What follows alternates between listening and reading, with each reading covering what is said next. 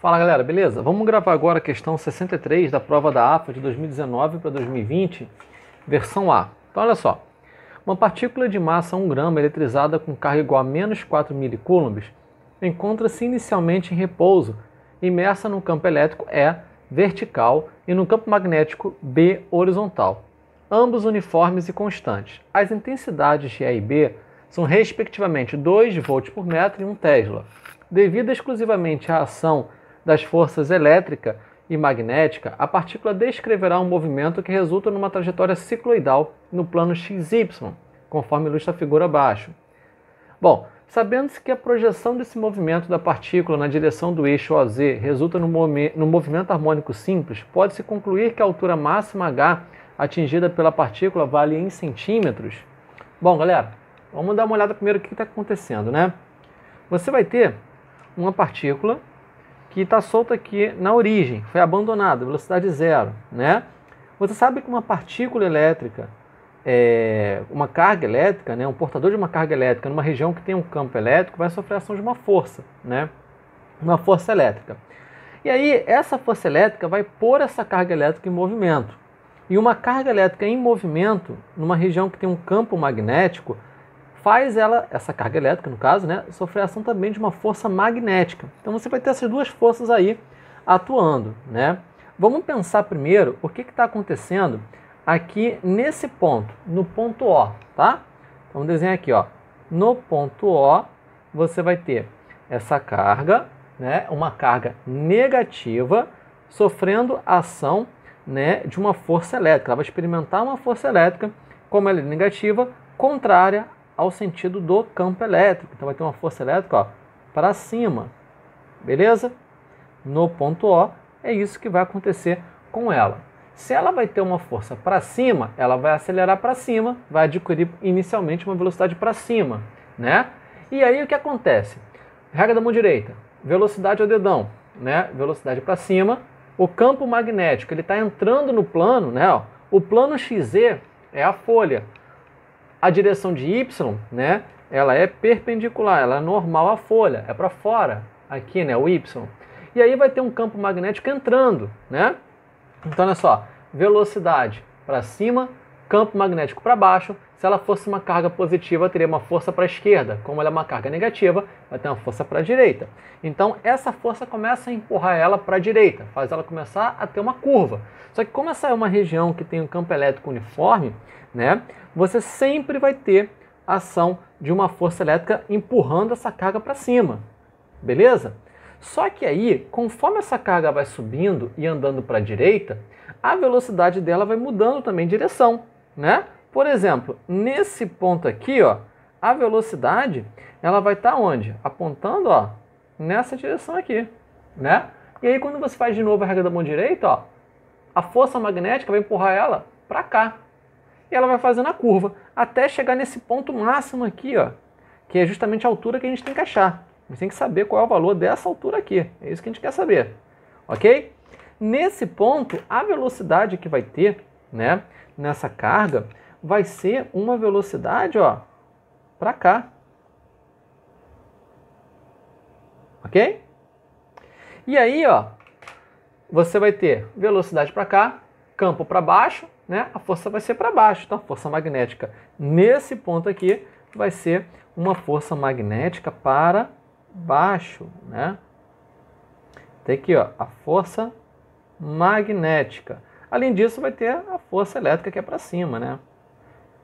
E aí, ó, ela começa a descer e aí chega nesse ponto, velocidade nula. Começa a subir e vai fazendo esse movimento aqui, né, cicloidal.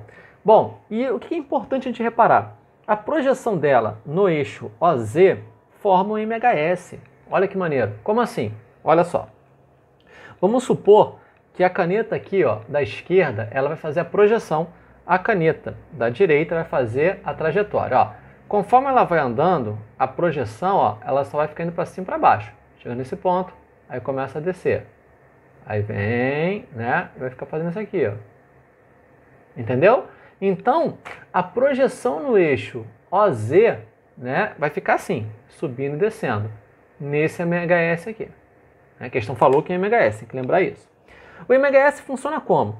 Ele funciona, né, numa situação de conservação de energia, né? Aí você vai ter um ponto de equilíbrio, né? E você vai ter, ó, o objeto que está no MHS oscilando entre dois extremos. Os extremos são um ponto O e esse ponto aqui, né? O que mais que nós sabemos? Nós sabemos que nos pontos extremos você vai ter a força máxima de módulo máximo, né? E aceleração máxima, ok? Bom, a projeção que você tem, né, que faz ela ter esse ponto máximo aqui, é quando ela está nesses pontos. O que eles têm em comum? Eles têm que a força magnética, né, ela é uma força vertical para baixo. E a força elétrica vai ser uma força vertical para cima, né? Bom, então, legal. Estamos chegando a uma relação. Vamos lá. No ponto O, qual é a força? Força elétrica. Nos pontos que chegam aqui, vamos chamar isso aqui de ponto P, né? Nos pontos P, você vai ter essa situação, ó, uma força elétrica para cima e uma força magnética para baixo. Show de bola? Só que em módulo elas têm que ser iguais. A força resultante tem que ser igual, né? Porque a aceleração vai ter que ser em módulo igual. Como a massa não muda, né?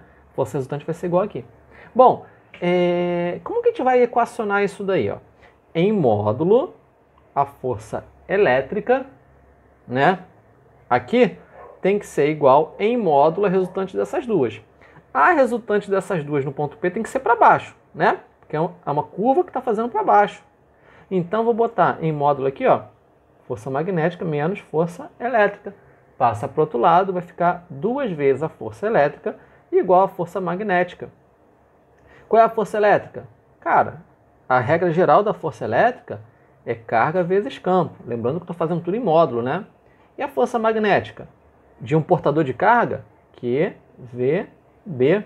Lembrando que o campo magnético está perpendicular, né, ao plano de movimento da velocidade da carga elétrica. Então não tem problema, a gente pode botar assim sem se preocupar com a angulação.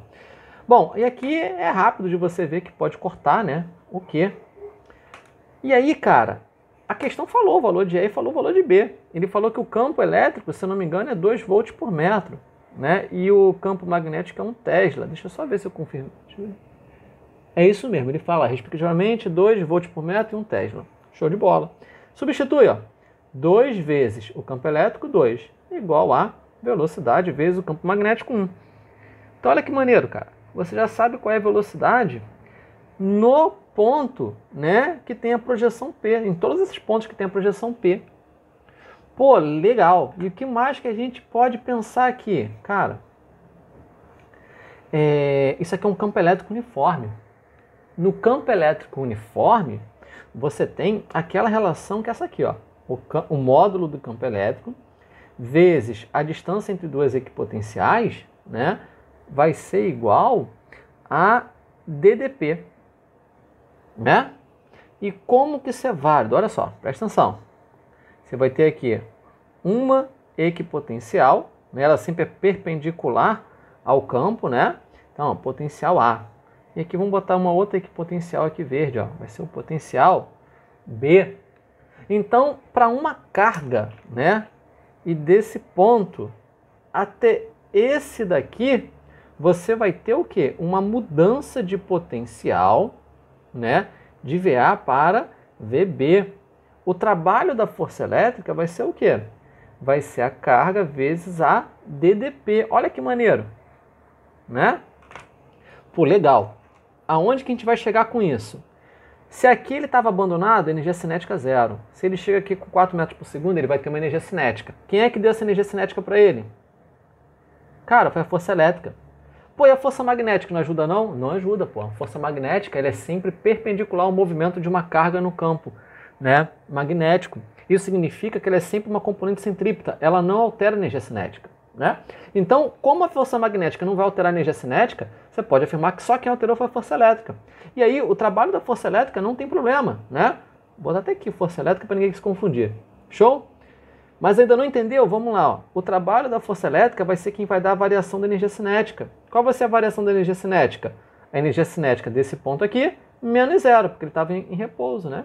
Então, olha só, esse trabalho que vai ser Q vezes U, só que, cara, U não vale E vezes D?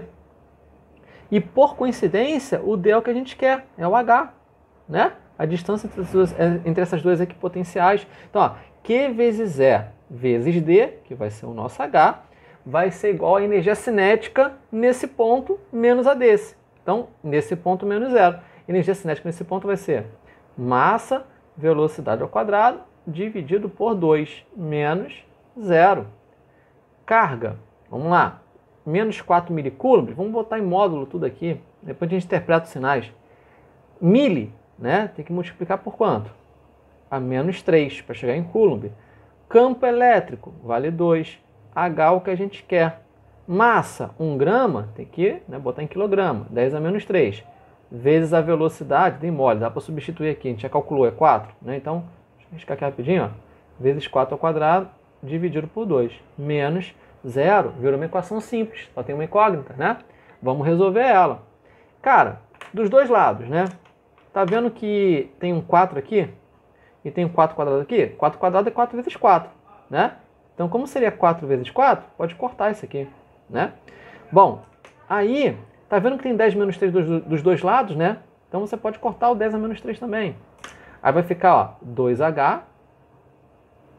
Esse 2 vai para o outro lado multiplicando. Isso vai ser igual a 4, né? Pô, legal. Aí, 2 vezes 2 dá 4. Então, ó, H vezes 4 igual a 4. Passa para o outro lado. 4 dividido por 4 dá 1. Tudo no SI? Resposta no SI. Mas a questão que é a resposta em quê? Em centímetro, né? Então, é 100 centímetros, né? Bom, resposta letra C. Show de bola?